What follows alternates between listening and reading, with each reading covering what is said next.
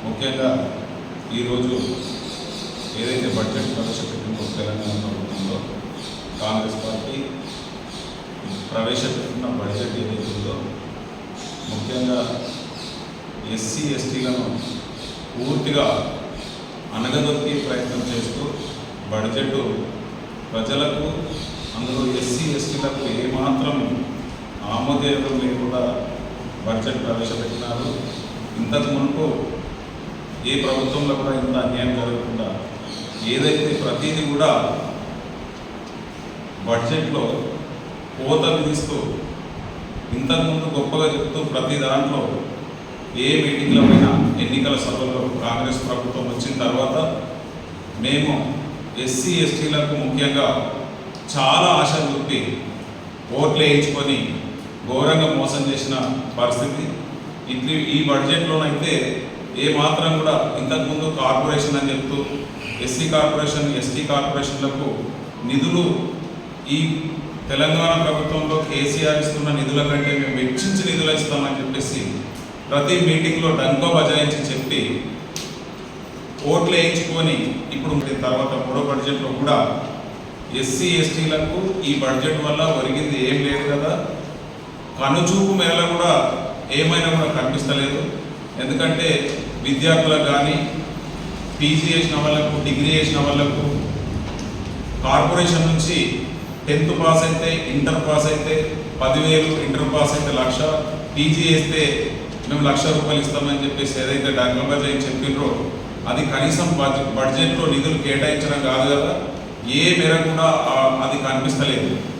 రెండవది మనకు చేవేళ్ల సభలో కూడా ఎస్సీ డిక్లరేషన్ చెప్పి ఆ రోజు కూడా ప్రజల్ని ఎస్సీ ఎస్టీలను ముఖ్యంగా మభ్యపెట్టి అక్కడ ఏమేమో హామీలు పలికి ఓట్లు వేయించుకున్న తర్వాత ఈ బడ్జెట్లో అయితే ఏమాత్రం పస లేకుండా ఎస్సీ ఎస్టీలను చాలా మోసం చేసింది.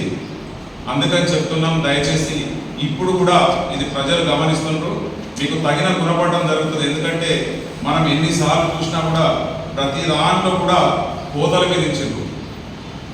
బడ్జెట్లో ఇంతకుముందు చేసిన దానికంటే ఇప్పుడు కనీసం 70% అని చెప్పి 70% కాదు కదా, ఇంకా కనీసం మనకు 30% కూడా చేయకుండా చేసిండ్రు. బడ్జెట్లో ఏ మాత్రం పస లేకుండా జరిగింది కాబట్టి దీన్ని తీవ్రంగా మేము వ్యతిరేకిస్తున్నాం. ఇక ముందు కూడా ఎస్సీ ఎస్టీలు అందరూ కూడా ఇది చూసిన తర్వాత బడ్జెట్ ప్రసంగం విన్న తర్వాత, ఇంతకుముందు అయితే మనకు బడ్జెట్ ప్రవేశపెట్టి తెలకున్నప్పుడు పథకాలు వచ్చినాయి తెలంగాణ ప్రభుత్వంలో కేసీఆర్ నాయకత్వంలో.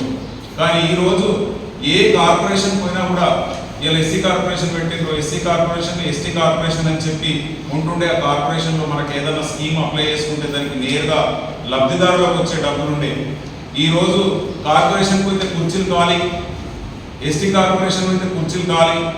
ఎక్కడ కూడా కార్పొరేషన్లో ఒక దరఖాస్తు స్వీకరించి కూడా మనకు నిధులు ఇచ్చే పరిస్థితి లేదు. ఇంకా కూడా చెప్పుకుంటూ పోతే చాలా విషయాలు దీంట్లో ఉన్నాయి. విదేశీ విద్య అని చెప్పేసి కూడా కేసీఆర్ గారు ప్రభుత్వంలోకి వచ్చిన తర్వాత ఎవరైతే ఎస్సీ ఎస్టీల నుంచి ఉన్నత చదువులు చదువుకున్న దానికి విదేశాలకు పోవడానికి ఒక అప్లికేషన్ చేసుకొని ఆన్లైన్లో అప్లికేషన్ చేసుకుంటే 20 లక్షల రూపాయలు ఒకే దఫల నేరుగా తల్లిదండ్రుల ఖాతాలో వచ్చేది. ఆ స్టూడెంట్కు ఎంతో మేలు జరిగేది. అట్లాంటిది ఇప్పుడు విదేశీ విద్యా పథకంలో కనీసము ఆ నామ్స్ చూస్తే కూడా ఈ బడ్జెట్ కేటాయింపులు లేదు, ఆ నామ్స్ చూస్తే కూడా వాళ్ళకు అది చెందే విధంగా లేదు. ఈ రోజు కేసీఆర్ చేసినప్పటి నుంచి చూస్తే ఇప్పుడు కూడా చాలా మందికి విదేశీ విద్యా నిధులు రాక వాళ్ళు అక్కడనే తల్లిదండ్రులు చేసుకుంటా ఇక్కడ నుంచి అప్పులు చేసి భూములు అమ్ముకొని పంపే పరిస్థితి. కావున దయచేసి ప్రజలు చాలా తీవ్రంగా ఇట్లాంటి పరిస్థితిని వ్యతిరేకిస్తున్నారు.